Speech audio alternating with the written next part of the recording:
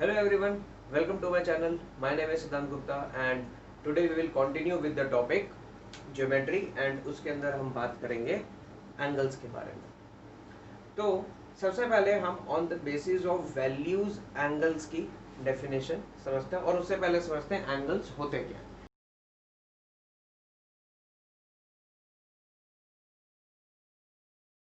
तो angles के अंदर हमारे पास दो रेज होती है।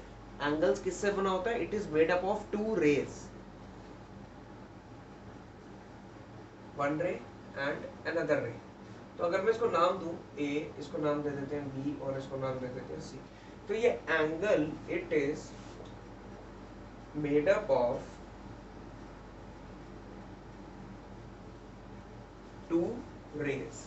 अब वो जो दोनों रेज हैं वो उनका एक कॉमन स्टार्टिंग पॉइंट होता है। जैसे इसमें दोनों रेज का स्टार्टिंग पॉइंट ए है, तो इसमें मेरे पास एक रे है ए बी जिसको मैं ऐसे शो करता हूँ और एक रे है ए सी जिसको मैं ऐसे शो करता हूँ। तो ए बी और ए सी का कॉमन स्टार्टिंग पॉइंट ए है और दो रेज से एक एंगल बनता है। Angle is made up of two rays. अब रेज के लिए मैंने ऐसे सिंबल यूज किया। अगर मान लो मैं लाइन लिख रहा होता तो मेरे पास मैं ऐसे लिखता लाइन को, ए बी लाइन, उसका सिंबल ऐसा होता है और लाइन सेगमेंट का सिंबल होता है दो डॉट और इनका होता है डॉट के साथ एरो। ये हमने ऑलरेडी डिस्कस कर लिया है। तो इसके बाद angle is made up of two rays हमने पढ़ लिया। अब हमारे पास ना एंगल्स कितने टाइप के होते हैं वो पढ़ते हैं on the basis of values. अच्छा, इसका नाम क्या होगा? एक नेमिंग और कर लेते हैं, उसके बाद हम वैल्यूज पे आते हैं। Name of angle. एंगल का नाम लिखने का सबसे इजी वे है। इसके लिए हमें क्या करना है? इसके लिए हमें पहले दोनों रेज देखनी है और उनका कॉमन स्टार्टिंग पॉइंट देखना कहाँ पे है। तो यहाँ पर ए बी और ए सी दोनों रेज हैं और कॉमन स्टार्टिंग पॉइंट है ए।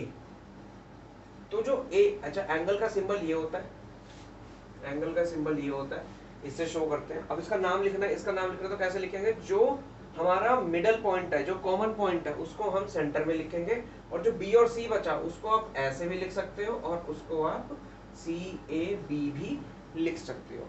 But the thing is, main thing is कि जो नाम है उसका जो पॉइंट है, सेंटर पॉइंट जहां पे एंगल बन रहा है, that should be in the centre. उसको रखना है सेंटर में, तभी आपका नेमिंग का एंगल, एंगल का जो नाम है वो प्रॉपर आएगा। अब हम बात करते हैं वैल्यूज के बेसिस पे एंगल्स की। तो हमारे पास कितने टाइप के? सबसे पहले एक्यूट एंगल, और उससे पहले एक और था, सॉरी मैं लिखा नहीं, zero angle. Zero angle means angle जिसकी वैल्यू 0 डिग्री हो।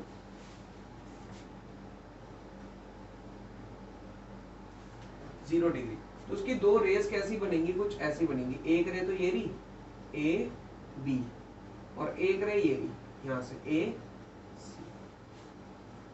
ये एंगल अभी ओपन नहीं हुआ, ये एंगल अभी ओपन नहीं हुआ, तो ये हमारा 0 डिग्री का एंगल है। ओके, अब इसके बाद बात आती है एक्यूट एंगल की। इसको मैं यहां पे लिख रहा हूं, acute angle, angle which measures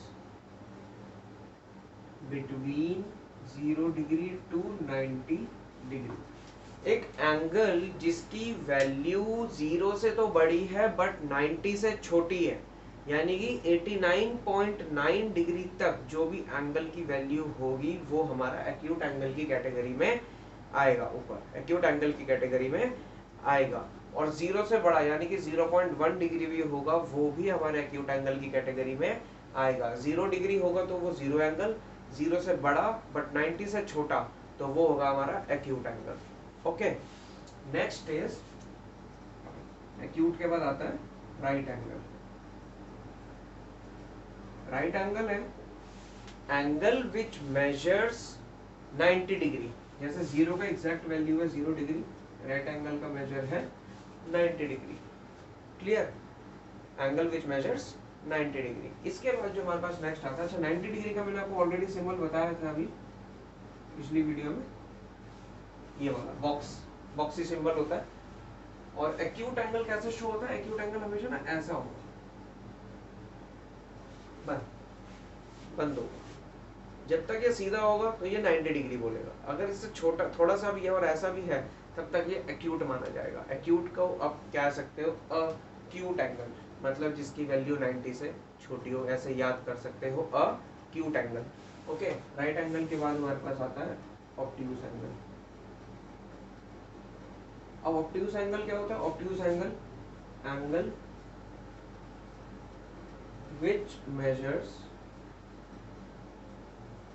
more than 90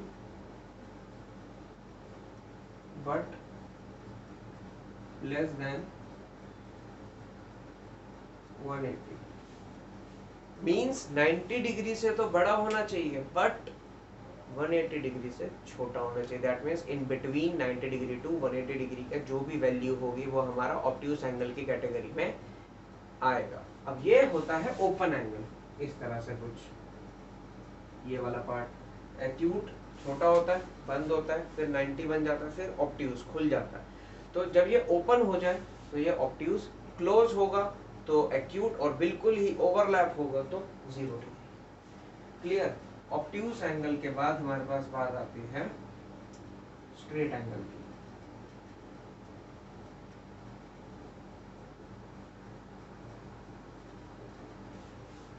straight angle which measures 180 degree, इसकी एग्जैक्ट वैल्यू होती है 180 डिग्री, यानी कि बिल्कुल स्ट्रेट एंगल।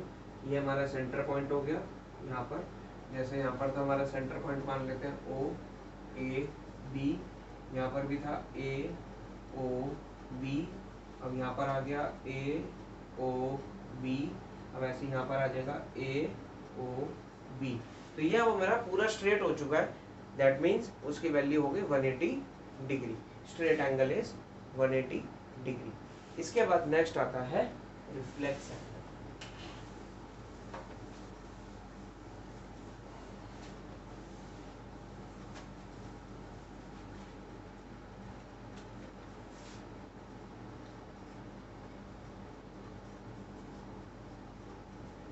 रिफ्लेक्स एंगल की अगर बात करें तो इसकी वैल्यू बिटवीन 180 टू 360 होती है।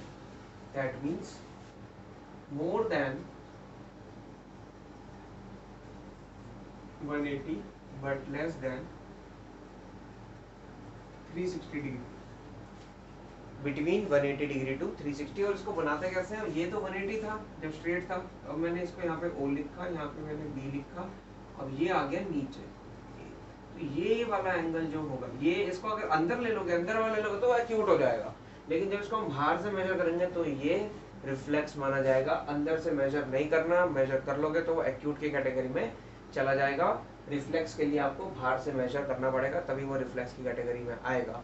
और रिफ्लेक्स एंगल हम किसी भी एंगल का कैसे निकाल सकते हैं? जैसे मान लीजिए आपको दे रखा है 60 डिग्री, अब इसका रिफ्लेक्स एंगल निकालना है। रिफ्लेक्स एंगल के लिए 360 से माइनस कर देते हैं, तो 60 डिग्री का reflex of 60 degree is equal to 360 minus 60, that is 300। तो इसी तरह आप किसी का भी निकाल सकते हो। That means reflex of 90, that means 360 minus 90 270। Reflex of 28, तो 360 माइनस 28 आपका आंसर आ जाएगा। तो आपको रिफ्लेक्स निकालने के लिए 360 माइनस जो भी आपको एंगल दिया हुआ है वो निकाल सकते हो कैलकुलेट करके। Last is complete angle. Complete angle is something like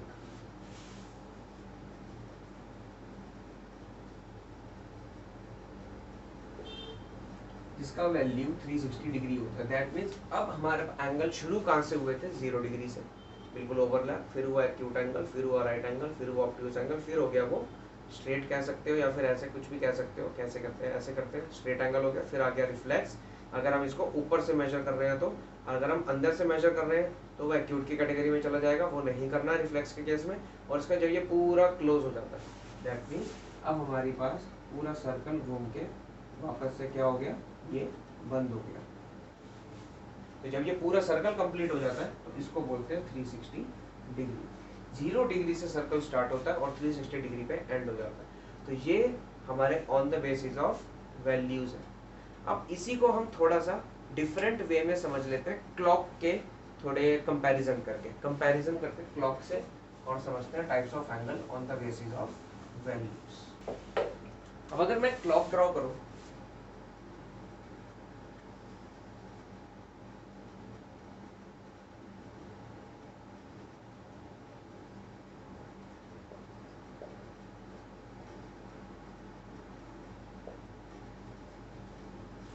यहाँ मैंने क्लॉक ड्रॉ कर दी, अगर आपको क्लियरली व्यू हो रहा है तो।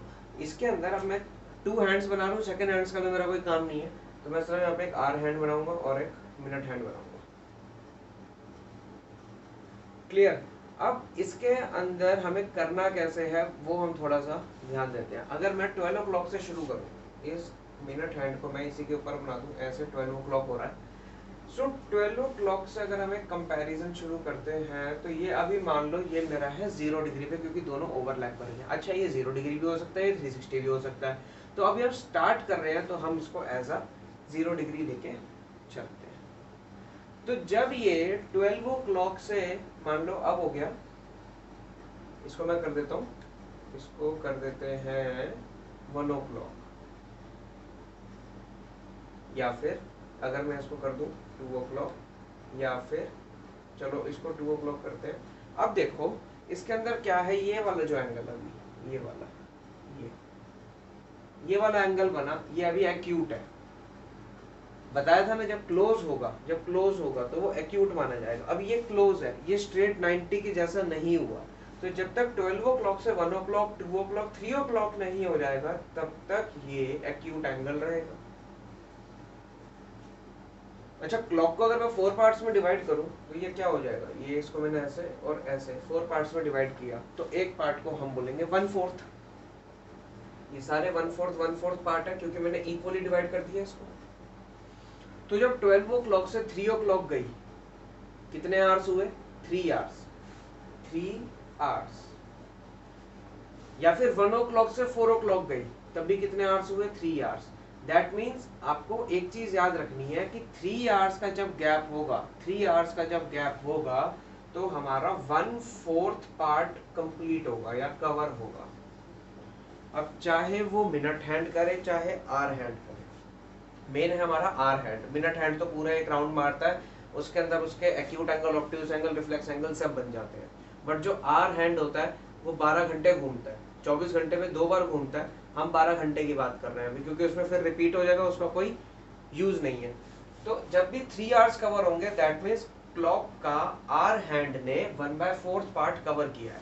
तो 12 o'clock से 3 o'clock तक कवर हुआ 1/4 पार्ट। दैट मीन्स कि 0 से लेके 1/4 के बीच का जो एंगल होगा वो एक्यूट होगा।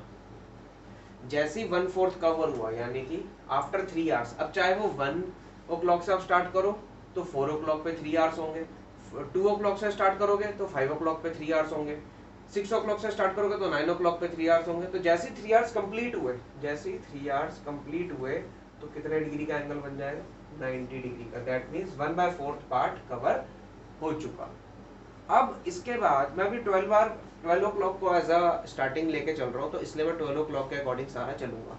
तो यहाँ पर जब मेरा 90 डिग्री बना, दैट मीन्स यहाँ पे मेरे टाइम हो गया 3 o'clock, यहाँ पर मेरा टाइम हो गया 3 o'clock। तो अब क्या करेंगे, अब 3 o'clock के बाद देखते हैं। अब जैसे 90 डिग्री कवर हो गया तो 90 डिग्री से बड़ा जो एंगल होता है वो होता है ऑब्ट्यूज, हमने पढ़ा था अभी। तो जब भी 4 o'clock 5 o'clock बजेंगे तो वो हमारा सारा ऑब्ट्यूज एंगल की कैटेगरी में आ जाएगा। तो ऑब्ट्यूज एंगल की कैटेगरी हो जाएगी मोर देन, ये मैं ऑब्ट्यूज एंगल के लिए लिख रहा हूं। एक्यूट एंगल के लिए क्या था, एक्यूट एंगल के लिए था बिटवीन 0 to 1/4 पार्ट, ये था हमारा एक्यूट एंगल का पार्ट। अब ऑब्ट्यूज एंगल के लिए हम क्या कर रहे हैं, more than 1/4 but less than half. More than 1/4 but less than half का मतलब ये हुआ, जैसे 12 बज गए, 12 बजे से हमने शुरू किया तो हाफ क्लॉक कब कवर होगी, जब 6 o'clock होंगे। तो इतना पार्ट कवर हो गया, हाफ पार्ट कवर हो गया। दैट मीन्स 6 o'clock हो गया तो क्लॉक का हाफ पार्ट कवर हो गया। तो इसका मतलब उससे पहले 6 o'clock से पहले के जितने भी हमारे एंगल्स होंगे वो सारे ऑब्ट्यूज की कैटेगरी में आ जाएंगे, more than 1/4 but less then 1/2। इसके बाद जैसे ही 6 o'clock होंगे, जैसे ही 6 o'clock होंगे, यानी कि जब 6 आवर्स कवर हो जाएंगे, जब 6 आवर्स कवर हो जाएंगे तो स्ट्रेट एंगल बनेगा और हाफ पार्ट कवर हो चुका होगा। जैसे ही 6 आवर्स, जैसे ही 3 आवर्स कवर हुए थे तो 1/4 पार्ट कवर हुआ था, जैसे 6 आवर्स कवर होंगे वैसे ही हाफ पार्ट कवर हो गया क्लॉक का और ये स्ट्रेट एंगल बन गया कितने डिग्री का, 180 डिग्री का। तो अगर मैं यहाँ पे 6 o'clock ड्रॉ करूंगा तो मेरा कुछ ऐसा होगा, यहाँ पे 12 की और यहाँ पे 6 की, तो स्ट्रेट एंगल बन गया। उससे पहले पहले ऑब्ट्यूज और 3 से पहले पहले एक्यूट, क्योंकि 3 पे 90 डिग्री था। क्लियर। अब जैसे ही मेरा हाफ पार्ट से ज्यादा होगा तो वो कौन सी कैटेगरी में चला जाएगा, स्ट्रेट एंगल से बड़ा होता है रिफ्लेक्स एंगल, तो वो रिफ्लेक्स एंगल की कैटेगरी में गया। रिफ्लेक्स एंगल की कैटेगरी में गया तो इसका मतलब क्या हुआ, ये जो हमने स्ट्रेट एंगल बनाया है, स्ट्रेट एंगल बनाया है, इसके बाद आ जाएगा हमारा reflex, that means it is between 1/2 to 1 revolution. इसको 1/4 रेवोल्यूशन भी कह सकते हैं, 1/4 पार्ट भी कह सकते हैं, या हाफ रेवोल्यूशन या हाफ पार्ट या फिर 1 रेवोल्यूशन। तो हाफ के बाद यानी कि 6 o'clock के बाद जो भी एंगल बनेगा वो रिफ्लेक्स की कैटेगरी में जाएगा, जब तक वो पूरा कंप्लीट 12 पे वापस नहीं आ जाता, क्योंकि जैसे ही वो एक सर्कल कंप्लीट होगा आर हैंड का तो वो 360 डिग्री पे फिनिश हो जाएगा, तो वो कंप्लीट एंगल बन जाएगा, यानी कि reflex angle between half to 1 revolution and last complete angle कब होता है, 360 डिग्री बन जाएगा, दैट इज 1 कंप्लीट रेवोल्यूशन। तो इससे एक चीज पैटर्न क्लियर रखना है हमेशा माइंड में कि जैसे 3 आवर्स का गैप होगा तो 90 डिग्री, 6 आवर्स का गैप होगा तो 180 डिग्री एंड 12 आवर्स का गैप होगा तो 360 डिग्री कवर हो चुके होंगे अकॉर्डिंग टू द क्लॉक। तो अब हम एक पैटर्न याद कर लेते हैं। तो जैसे ही 12 से, अगर मैं 12 से 3 आवर्स काउंट करूंगा तो 3 o'clock बजेंगे, तो यहाँ ऐसे ही अगर मैं 1 से 3 आवर्स काउंट करूंगा तो 4 o'clock बजेंगे, 2 से 3 आवर्स काउंट करूंगा तो 5 o'clock, 3 से 3 आवर्स काउंट करूंगा तो 6 o'clock, 4 से 3 आवर्स काउंट करूंगा तो 7 o'clock, 5 से 3 आवर्स काउंट करूंगा तो 8 o'clock, 6 से 3 आवर्स काउंट करूंगा तो 9 o'clock, 7 से 3 आवर्स काउंट करूंगा तो 10 o'clock, 8 से 3 आवर्स काउंट करूंगा तो 11 o'clock एंड 9 से 3 आवर्स काउंट करूंगा तो 12 o'clock, और वापस से ये वाला काउंटिंग शुरू हो जाएगा। ये वाला पार्ट मैंने लिखा 3 आवर्स का जो गैप है, हर 3 आवर्स के गैप में एक 90 डिग्री का एंगल बनता है, हर 6 आवर्स के गैप में 2 90 डिग्री के एंगल बनते हैं एंड हर 12 आवर्स के गैप में 4 90 डिग्री के एंगल बनते हैं। 6 आवर्स के गैप में 2 राइट एंगल्स फॉर्म होते हैं, 3 आवर्स के गैप में 1 राइट एंगल फॉर्म होता है, 12 आवर्स के गैप में 4 राइट एंगल्स फॉर्म होते हैं। एक ये पैटर्न है।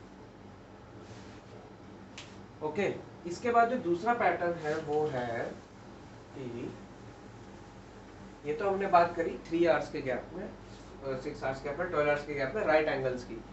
अब अगर हम बात करें अपना स्ट्रेट एंगल की, तो वो बनेगा सिर्फ 6 आवर्स के गैप में 1 स्ट्रेट एंगल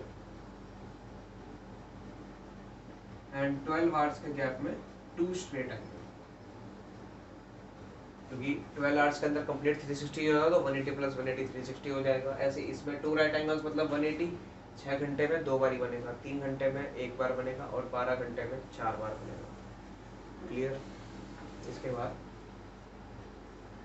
3 आवर्स का गैप मैंने लिख दिया। अगर मैं 6 आवर्स का काउंट करूंगा तो 12 के लिए 6 आवर्स के बाद 6 बजेंगे, 1 बजे से 7 बजेंगे, 2 बजे से 5 बजेंगे, और सॉरी 2 बजे से 8 बजेंगे, और 3 बजे से 9 बजेंगे, 4 बजे से 10 बजेंगे एंड 5 बजे से 11 बजेंगे। इसके बाद 6 आ जाएगा तो 6 से 12 वो ऑलरेडी आ गया।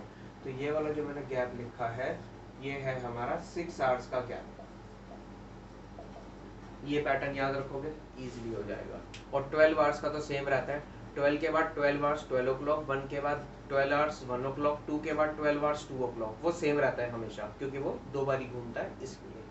तो ये था हमारा types of angles on the basis of values and clock से रिलेटेड कुछ